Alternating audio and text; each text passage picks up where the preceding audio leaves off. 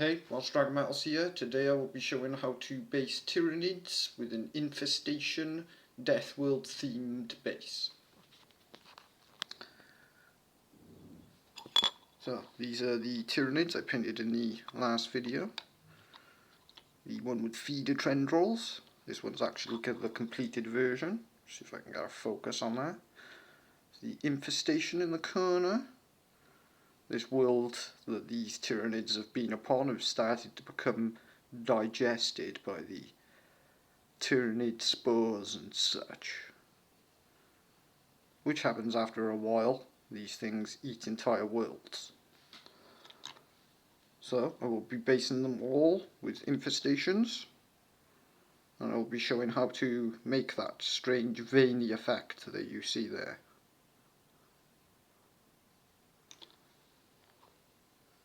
It was all different stages, 6 different stages. Well, so very simple to follow.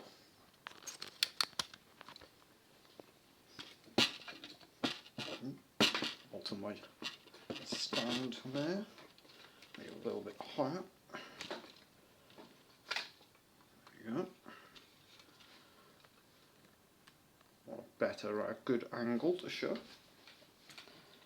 So there's the completed version, including the Xurus purple rim, and it's also got that's actually just a bit of sprue sharpened in a pencil sharpener, and painted in brass and gunmetal colour. Very simple addition. A few others I'll also have extras attached. Also have a diorama set up in the background, which I'm showing them upon. It's they're completed, which will probably be in a short little diorama video like I've done previously. Don't need that right now. So I'll be showing how to make the infestation itself.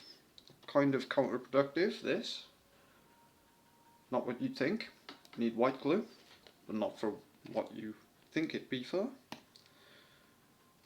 Bit on the top there. I'm going to need a tiny droplet of this, about that much. Actually don't need much at all. Where's my glue brush? Old brush does help. That would be to pick up the PVA glue. I want to apply a strange sort of blob to that. Not going to be covering the whole base. Try and make it circular with a little bit rectangular also, like that. So I'll put that aside. Don't want to mix the glue into anything. Now, I need liquid super glue for this part. That is the super glue that's in liquid form, not the gel one. That does not work. Now, I need to put a single droplet of this onto the PVA. Very careful when doing this. Any more than a droplet and it just won't work, or it'll look bizarre. There we go. Now it sort of looks like an egg at the moment. A white egg with an uncooked centre. And that is what you'd be aiming for. That effect there. Now when that dries, it will dry exactly like the other infestations, and we'll have a bizarre veiny looking thing, which I will show you now. You put that one aside, so that's the first stage, creating the infestation. And that is what it will look like when it dries. You will be left with a solid white and super glue veiny like object. Not sure what to call that. A bubble, guess. Super glue bubble. Now you need pallid witch flesh, or you can use alternatively white for this part. Doesn't really matter so much. So paint it white, the entire thing. I want this to actually match the colour scheme of the Tyranids themselves, Hive Fleet Leviathan. Warhammer 40,000 creatures, much history to them. So that's painted up there. And once that's dried, I will be applying a shade to that, which will be Carroburg Crimson. Very simple, you just wash it on top of the white colour there. Pallid Witch Flesh is sort of an off-white, I guess. Put that aside for now. And that's what it'll look like when it's washed. This is one of the better infestations, I think. It came out quite large. They're also very veiny looking. Try and get some better focus on that. Come on. Ah, there we go. Perfect. Look at that. And that is a infestation, a Tyranid infestation, from where the very ground beneath these creatures is becoming more Tyranids. They're a cool sort of creature of the Warhammer 40,000 universe. Now, that would be the stage painted afterwards. And here we have the Basin Medium, which is a coarse type of sand. Looks kind of muddy. Well, it does look okay as is. That's not the theme that I am aiming for. I want a Death World theme, which is a dark grey one, which I will also show. This one's almost completed also. As you can see, there's an infestation there. The rim needs more work, as I only put a little bit of Xeris purple on there, and there's a lot of Dawnstone grey there, as this has been painted black and dry brushed Dawnstone grey. Doesn't matter really what colour black, but I'll show now. Matte black. This is just standard classic black, I guess. Nothing special. Don't need much of this, but it does need to be watered down. If you don't water it down, you just won't get it into the recesses, fine recesses of the base, which can be an issue. Clean that brush. Also need some water upon it. Get a good angle at what I'm doing. Using a small brush for this, as you can see. It's quite watery, but you want it to be. It'll take a while to dry, but if you do it any other way, you'll probably get a splash of black on an area that's already painted that you don't want the black on. For example, a white bit of the Tyranids, which would be bad, as I want to maintain their organic look, I suppose. Temporarily back to my normal self, as you can see. Doing not bad, I guess.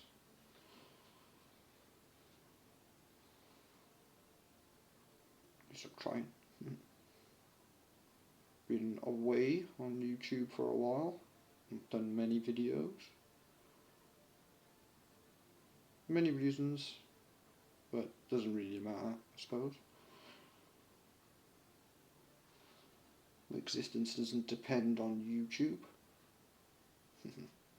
Unlike some people who are obsessed with things like views and this and that.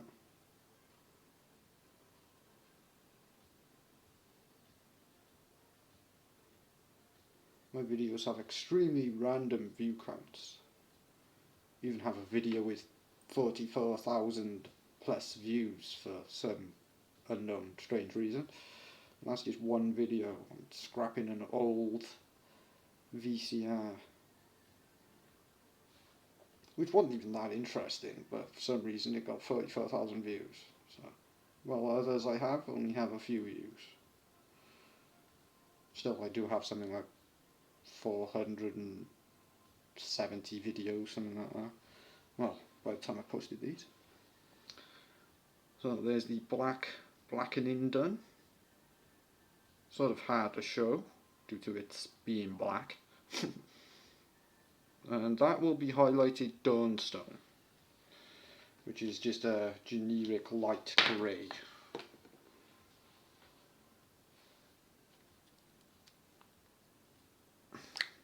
This stuff's in a dry form, you can see. It's basically dried out paint with more pigment and less water in it. You can probably make it yourself quite easily. Just dry out a bit of paint on a palette, and then you should have a nice dry paint to use as your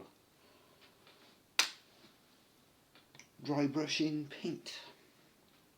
Xerus purple, finish this one up and add it to the display board over there, which I will show once I'm done. So this is a quite bright purple. There are brighter ones like Genestealer purple, named after these creatures, but I won't be using Genestealer purple. Too bright for my tastes, and it doesn't give off a sort of regal, royal feel like this colour does. After all, these are the shock troops, the elite commandos of their race sort of thing. As they have adaptations that other creatures do not, like acid blood or acid breath, or they can shoot strangulation barbs out of their mouths that trap people. Some crazy weaponry these things have. Diamond hard claws. They can shred a battle tank, or break through a plascrete wall, which is a material of the distant future, and they somehow managed to combine steel and plastic. Ooh, I've got a blob of black on his knee. I need to fix that. No problem though. Got a pallid witch flesh. Good thing it's on the knee.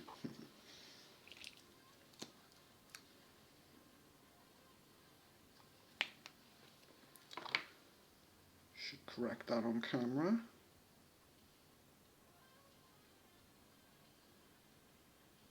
Go on.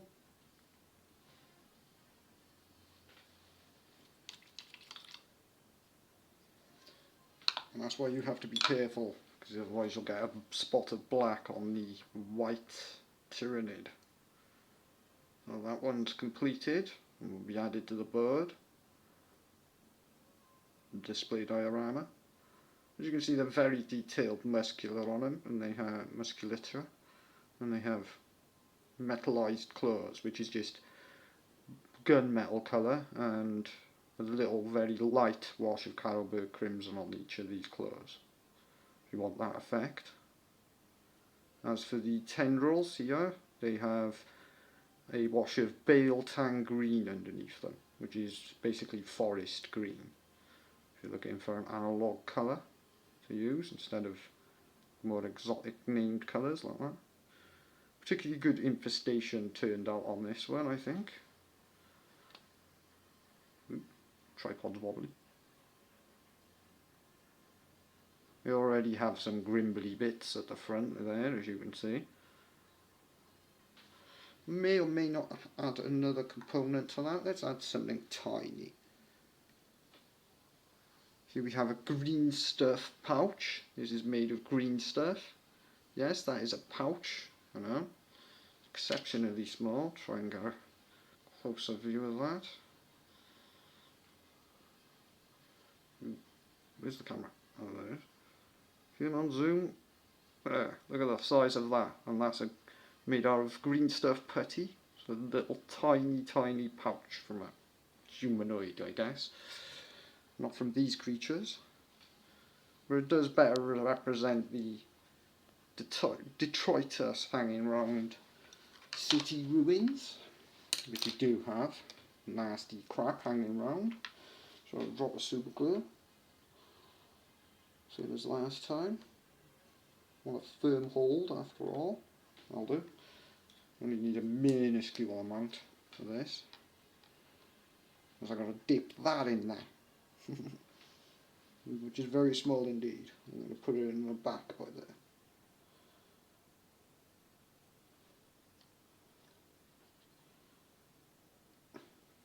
There you go. Press that in a bit. Come on, stick. There we go. Very little super glue required on that. It actually blends in quite well to the background itself. There's a little bit of red on the bottom there. Could fix that though, no problem. That one's done. Put a little bit of black on. Oh, I've got some black paint already on my palette that hasn't dried, that watery stuff. Convenient. Oh, my music has stopped. Enjoy that. Background musics. A little bit of black on there. Hello, Lucky. Like my bunny rabbit. Let's have a little look at Lucky, my house rabbit. Try not to touch the off button. Ooh, yeah, he managed it. Say hello, Lucky. My rabbit. Lucky, she's losing fur, lover. She's a good girl. She loves her salad. She's nice and warm and cushy at the moment because it's winter. Oh, I've had her a long time. She's a rescue bunny. Saved her. Lucky, my house rabbit. My tripod thing. Does come in handy for painting these things.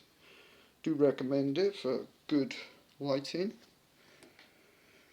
So there's the other stages that I showed. This one's now complete and I will be adding it to the bird with the first one that I done, with that spike upon it. These are all elite sort of ones. These ones are feeder tendrils. I think I'll put that one up there on top of the container. This is basically an ambush sort of affair. These ones are unmodified and do not have the same biomorphs. These things have like feeder tendrils on their heads, as you can see. These ones also have red claws because I give them a more sort of animated look. I also have another 6 of these to paint in these type, but I'll probably give them different heads, I don't know.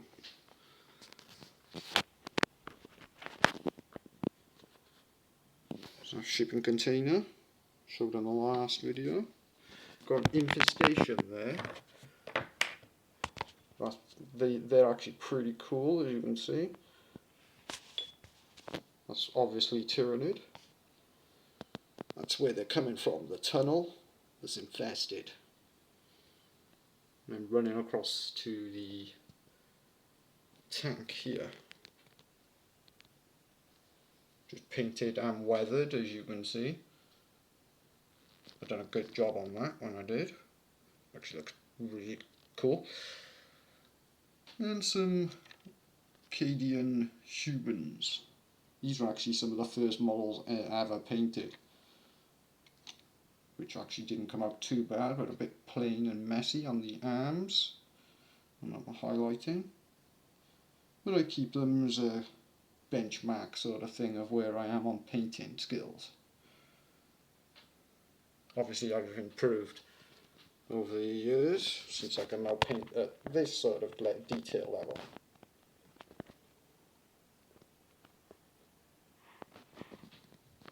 Lots of mud inside of the rims of that. Looks very realistic, even wet there. So let's have a quick look at these Tyranids again. That one will be highlighted Dawnstone. Got the first one there that I showed, which is now dried, mostly. There's some lighting on that. As you can see, is making that veiny sort of look. Move back over to here, so I get a better angle. There we go. And that's what the super glue in the PVA glue creates. A veiny, bubbly protrusion. So that's how to make an infested base for Tyranids.